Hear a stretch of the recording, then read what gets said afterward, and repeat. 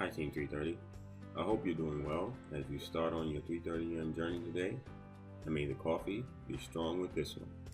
In this solution series video, I want to talk to you about project status using Microsoft Project, Microsoft Excel, and Microsoft Power BI. Our tech team has been tasked with upgrading the operating systems at the 5 locations for the company. There is a mix of operating systems across the endpoints and servers. The goal is to upgrade all Windows 7 and 8 endpoints to Windows 10, and all servers need to be upgraded from Windows 2008 to Windows 2012 as part of this project.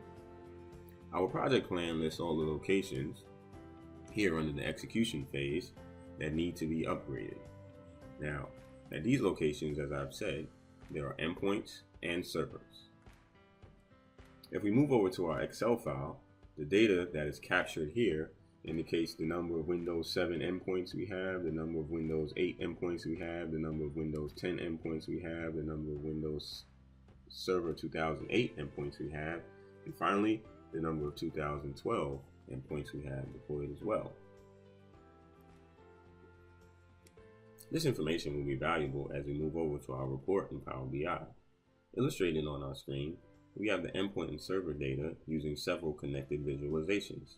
The map we have on the top left displays the number of endpoints and servers currently deployed to the offices across the country. If we select the West Coast, we will re-render our visualizations, and we'll see that the Mountain View location has deployed 550 Windows 10 endpoints with a remainder of 50 Windows 7 endpoints to be upgraded.